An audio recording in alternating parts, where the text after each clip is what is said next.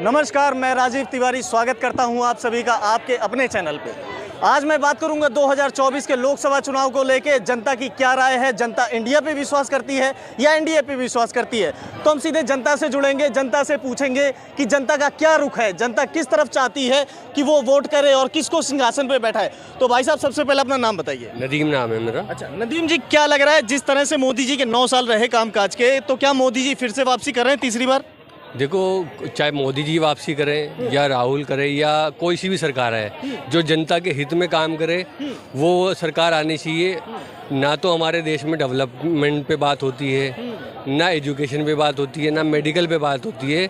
I am businessman, तो जो tax payer businessman है उसके लिए कोई सी भी सरकार आ जाए वो छूट नहीं देती है कि मेडिकल में फैसिलिटी है उसको मिलना चाहिए, एजुकेशन में फैसिलिटी मिलनी चाहिए। जो टैक्स पेयर बिजनेसमैन है, ठीक है, किसी भी सरकार में बिजनेसमैन को कुछ फ़ायदा नहीं हो रहा। सब हिंदू मुस्लिम की राजनीति करते हैं, कोई सी भी सरकार हो। और सेफ्टी पे बात होनी चाहिए, एजुकेशन पे बात होनी चाहिए। और जब तक हमारे कानून में बदलाव नहीं आएंगे, सख्ती नहीं इम्प्लीमेंट होगा, आज की डेट में कोई भी क्राइम करता है ईजिली छूट जाता है। कानून का इम्प्लीमेंट हमारे यहाँ लॉ में बहुत लूप होल है, आसानी से क्राइम करता है और इजीली छूट जाता है। अब कहीं रिपोर्ट लिखाने जाओ तो कर लेंगे। आप चांदनी चौक खड़े हो इस सड़क पे और आपके साथ कोई क्राइम होगा तो कह लेंगे ये थाना हमारे में नहीं लगता, हमारा ये थाना नहीं लगता, हमारा वो थाना लगता है।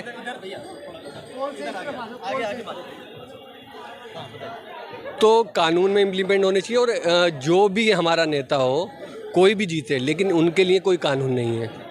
एजुकेटेड नेता होने चाहिए। जैसे आईएएस आईपीएस एग्ज़ाम दे के आईएएस बनते हैं, ऐसे ही एजुकेटेड होना चाहिए। हाँ, नेता 12वीं पास से नीचे होगा तो काउंसलर इलेक्शन लड़ना ही नहीं चाहिए उस आदमी को। अच्छा, केजरीवाल जैसे एक मांग करते हैं, केजरीवाल कहते हैं कि हमारे देश के प्रधानमंत्री को पढ़ा लिखा होना चाहिए।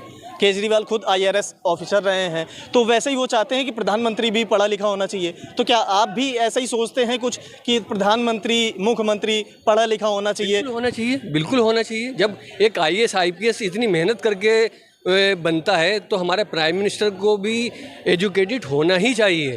क्योंकि अगर कोई एजुकेटेड नहीं है तो उसको लॉ के बारे में नहीं पता होगा, जो भी कुछ होगा वो नहीं कर पाएगा। क्योंकि एग्ज़ाम होने चाहिए, कोई सी भी पार्टी आए, एक एग्ज़ाम हो, उसके बाद अगर मैनिफेस्टो पार्टी जारी करती है कि हमारे मैनिफेस्टो में ये काम है, तो उसको, जैसे बच्चा एग्ज़ाम में पास होता है 33 नंबर पे, ऐसे, हाँ 33%, ऐसे ही उस काउंसलर को या एमएलए को या एमपीज़ को वो उतने काम करने ही पड़ेंगे, नहीं तो उसकी सदस्यता नेक्स्ट 5 ईयर्स रद्द कर देनी चाहिए। तब तो डेवलप होगा। 9 साल जैसे मोदी जी के कामकाज के रहे, 2014 में वो सरकार में आए थे, 2023 चल रहा है, तो 9 साल में देश को कहाँ आप देख रहे हैं? देश क्या पीछे गया, या देश में जैसे आप बोल रहे हैं कि हिंदू मुस्लिम की राजनीति हो रही है, शिक्षा पे कोई काम नहीं हुआ, प्रोग्रेस पे कोई काम नहीं हुआ? ये नहीं कि बीजेपी करती है, कांग्रेस भी वही करती है, हर पार्टी वही करती है। देश की जनता पिसती है उसमें। अब बताइए, किसी के नेता का बच्चा कभी झगड़े में मारा गया? नहीं मारा गया ना। आम जनता ही पिसती है। पहले मुस्लिम को बेवकूफ़ बनाया कांग्रेस ने, आज बाकी अदर कौम को बेवकूफ़ बनाया जा रहा है कि आपको खा जाएंगे, मार देंगे। ऐसा कहाँ है? सब भाईचारा है। हमारे दोस्त सारे गैर मुस्लिम हैं, सब हमारे यहाँ तो नहीं है कोई। ये तो जो टीवी चैनलों पे दिखाया जाता है डिबेट, जो देश के अगेंस्ट बोलता है उसको उठा के बंद कर दो ना। कोई सी भी कम्युनिटी का हो, देश के अगेंस्ट जो बोलता है आप उसको उठा के बंद कर दो। डिबेट में बिठाते ही क्यों को हिंदू मुस्लिम करने के लिए? सही कह रहे हैं। उनको बिठाओ मत। आप कोई क्राइम कर देता है उसके बारे में सारी चीज़ें आ जाती हैं। अब जैसे वो पाकिस्तान से एक लड़की आ गई, सीमा हैदर, ठीक है, तो उसको इतना हाइप करने की क्या ज़रूरत है? एक तरीके से तो हमारा वो इंटेलिजेंट फेलियर है।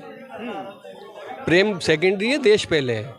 उठा के आप बंद कर दो, आप उसको पाकिस्तान भेज दो। आपने क्यों रख रखा है? कल को कोई हादसा हो जाए या कोई मिसहैपनिंग हो जाए देश के अंदर, 5 बच्चों के साथ आज एक सिंगल आदमी स्टेट दूसरी स्टेट जाने में सोचता है, कतराता है। वो 5 बच्चों को लेके कैसे आ गई?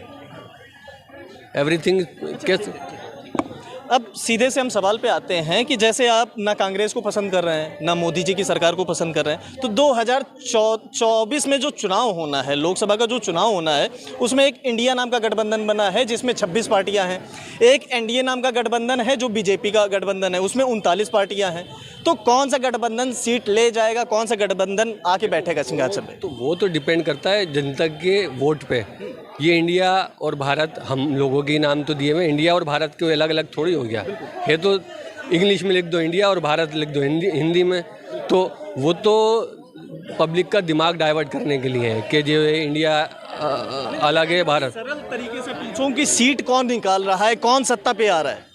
कुछ नहीं पता, वो लास्ट मोमेंट पे जनता डिसाइड करती है किसको वोटिंग करनी है। आज अभी मैं बोल के जाऊंगा मोदी जी को और दूंगा किसी और को, और कहेगा कोई केजरीवाल को देगा मोदी जी को, वो लास्ट मोमेंट पे डिसाइड करती है पब्लिक। और हर क्षेत्र का चुनाव अलग होता है और पब्लिक को जातिवाद से ऊपर उठ के वोटिंग करनी पड़ेगी, तब जाके थोड़ा देश में सुधार आएगा। मोदी सरकार जैसे एक अपने आप में उपलब्धि गिनाती है कि देश को हमने 5वीं सबसे बड़ी अर्थव्यवस्था बना दिया है देश को। देखिए, मैं जहाँ तक मेरी समझ है कि अगर मुझे भी प्राइम मिनिस्टर बना दोगे तो मैं 140 करोड़ की जनता को संतुष्ट नहीं कर पाऊँगा। तो कुछ चीज़ें अच्छी भी हुई हैं, हर सरकार में होती हैं, अच्छी भी होती हैं और बुरी भी होती हैं, उससे सीखना चाहिए हमारे को। अब मोदी जी में एक अच्छी जो मुझे लगती है कि डिसीज़न लेते हैं, अच्छा हो या बुरा, वो इम्प्लीमेंट के बाद पता लगता है। डिसीजन लेते हैं। हाँ, डिसीज़न लेते हैं, हार्ड डिसीज़न लेते हैं, उसके बाद ही आदमी अगर डिसीज़न ही नहीं लेगा तो पता क्या चलेगा कि निगेटिव होगा कि पॉजिटिव होगा। वो तो जब तक आप डिसीज़न नहीं लोगे, डिसीज़न के बाद ही पता लग पाएगा। वो एक उनकी मुझे क्वालिटी अच्छी लगती है कि हाँ डिसीज़न लेते हैं। अच्छा, राहुल गांधी के बारे में बात करें तो राहुल गांधी कहते हैं कि हम नफरत के बाजार में मोहब्बत की दुकान खोल रहे हैं। मैंने क्या बोला, सब ये राजनीति है। अब चाहे बीजेपी हो या कांग्रेस हो, सब जनता को बेवकूफ़, अल्टीमेट जनता ही पिसती है।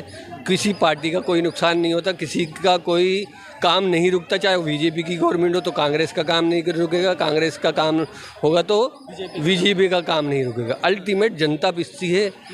डिबेट में पाकिस्तान से हमें क्या लेना देना, सब बेकार की बात है। पाकिस्तान पे हम बात ही क्यों कर रहे हैं? हमें अपने देश की बात करनी चाहिए, कोई भी पार्टी हो, कि पाकिस्तान बांग्लादेश, इससे हमें क्या लेना देना है। हम इंडिया में रहते हैं और सबसे अच्छी कंट्री है पूरे वर्ल्ड में इंडिया, तो हमें इंडिया पे बात करनी चाहिए ना। हमारी जो एजुकेशन पे, जो हमारी अपनी पर्सनल समस्याएं हैं, उन पे बात कोई पार्टी नहीं करती है। चाहे बीजेपी हो, कांग्रेस हो, केजरीवाल हो, कोई भी पार्टी काम नहीं करती और देश चलेगा संविधान से। आज की डेट में संविधान, कोई कुछ भी बोल रहा है, आए दिन किसी के साथ भी मॉब लिंचिंग हो जाती है, चाहे मुस्लिम हो, चाहे हिंदू हो या सिख हो या XYZ कोई सी भी कम्युनिटी का हो। वो चीज़ वायलेंस नहीं होना चाहिए देश के अंदर। जो देश के लिए से गलत बोल रहा है कि हर कम्युनिटी का उठा के आप बंद कर दो, कानून सख्त नहीं करोगे तो ये चीज़ें बढ़ती चली जाएंगी। आज सभी राजनीति पार्टियाँ नफ़रत की राजनीति कर रही हैं। एक पार्टी को दोष देने की उसमें कोई ज़रूरत नहीं कि बीजेपी का कर रही है कि कांग्रेस कर रही है। हर अपने अपने हिसाब से अपना अपना फ़ायदा देखती है। ठीक है, बस इतना ही कहना चाहूँगा।